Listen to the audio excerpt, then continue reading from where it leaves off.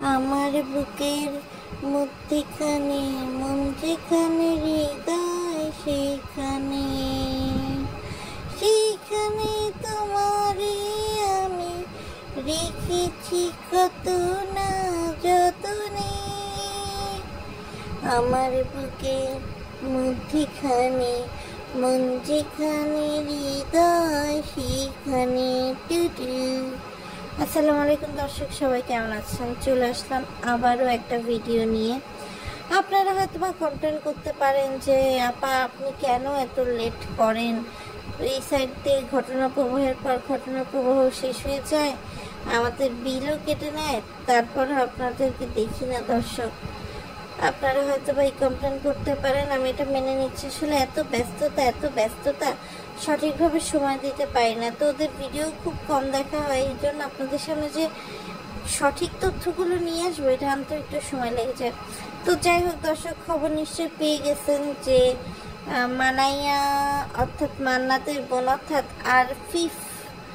আরিফা এদের যে বাচ্চা সে কিন্তু ধরতিতে চলে এসছে।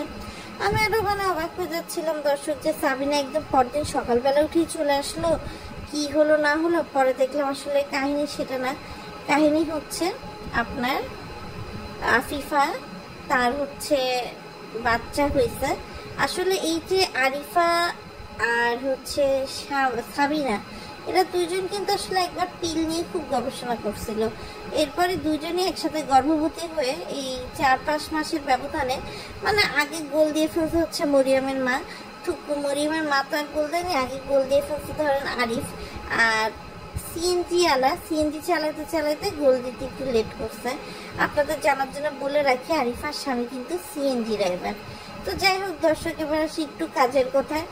তো রাজ আর শারমিনের মানে যে বউ ভাত সেটা আসলে না হলেই ভালো হতো, কেন হওয়ার ফলে যে হাসির পাত্র হয়েছে, মানে কোনো অনুষ্ঠান নাই, কোনো সাজানো নাই। বাড়িতে বউ ভাত অনেকেরই হয় দর্শক, কিন্তু এরকম মন মরা কখনো হয় না।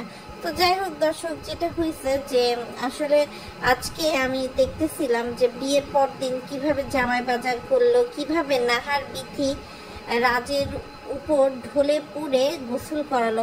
আরে ভাই, জামাইকে গোসল করানোর কি আছে, আপনি নিয়ম শিখান।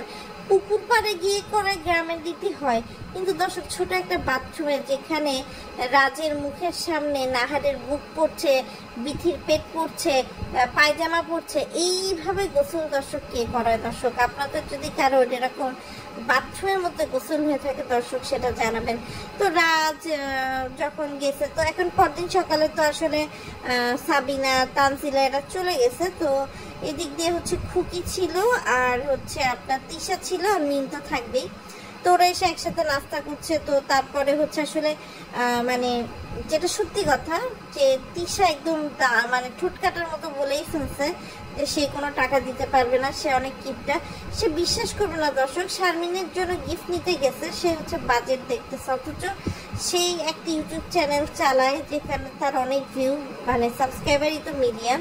আবার এদিকে আপনার বাপ্পি ইনকাম করে, তারপর বাপ্পির আলাদা বিজনেস আছে, মানে ইনকামের তো আসলে শেষ নেই। তিশার ফেসবুক পেজ আছে, তারপরও দর্শক মানে কিপটামি করে একটা জিনিস এমন নিয়ে আসছে, কানের দুল, যেটা আসলে থাকার চেয়ে না থাকাই ভালো। আর তানজিলা একটা আংটি দিছে, আমি বলবো তানজিলার অবস্থান থেকে যথেষ্ট ভালো দিছে। তার বেকার স্বামী নিয়ে তানজিলা যেতেছে এই তো অনেক। আর মিম কিনতে গেছে দর্শক, আসলে মিম যে কি দিছে এটা সময় আসলে বোঝা যাবে।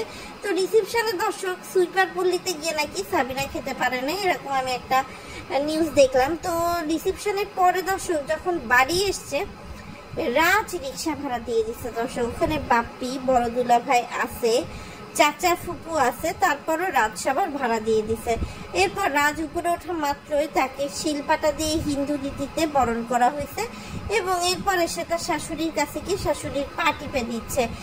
পা টেপা তো দূরে থাক দর্শক, নাহার বিথির ঢলাঢলি দূরে থাক, পারুল বেগম যেভাবে রাজের উপর ওড়না ছাড়া লুটিয়ে পড়েছে, মনে হয়েছে যে শারমিনের চেয়ে বেশি মনে হয় রাজকে তারই প্রয়োজন, এমন ভাবে জাপটায় ধরছে। পরে অবশ্য তারা বুঝতে পেরে ওই অংশটুকু কেটে দিয়ে বলতে হচ্ছে ওই অংশটুকুকে পজ করে দর্শক মাথায় কাপড় দিছে শারমিনের।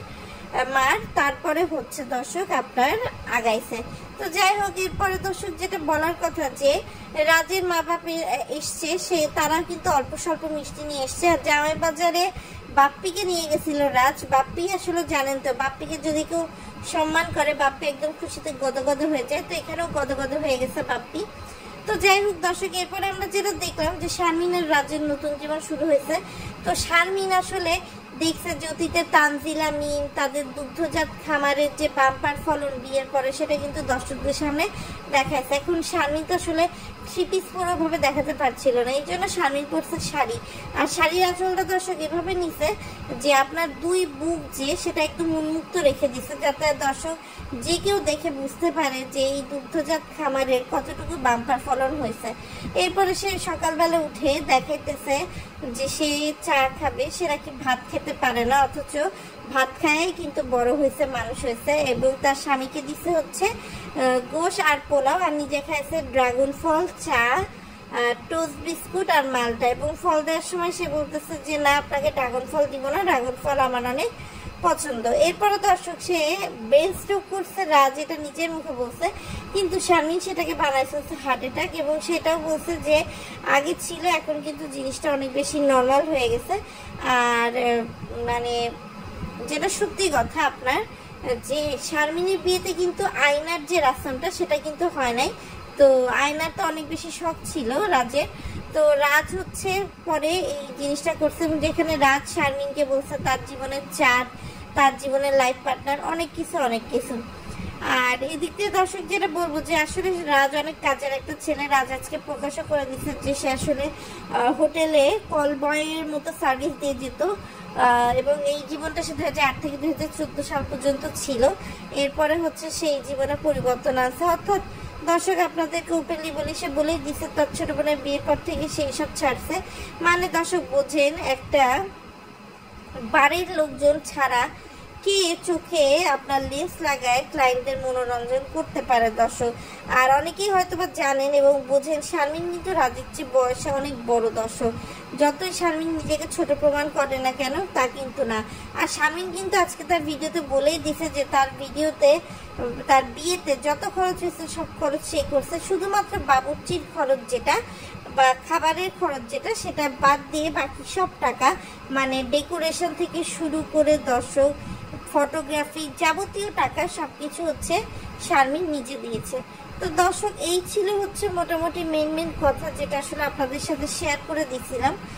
আর আপনাদের যদি ভিডিওটা ভালো লাগে অবশ্যই লাইক কমেন্ট করে পাশে থাকবেন। আরও অনেক কথা আসলে বলার ছিল, কিন্তু যেহেতু একটু ব্যস্ত আছি তাই অবশ্যই এই শর্ট ভিডিওটাকে আপনারা পছন্দ করে দিবেন, লাইক কমেন্ট শেয়ার করে পাশে থাকবেন। আবারও অন্য কোনো সময় অন্য কোনো ভিডিও নিয়ে আপনাদের সামনে এসে হাজির হব। ততক্ষণ পর্যন্ত আশা করি ভালো থাকবেন, সুস্থ থাকবেন, নিরাপদে থাকবেন। আরেকটা কথা দর্শক, সেটা না হয় পরের ভিডিওতেই বলবো।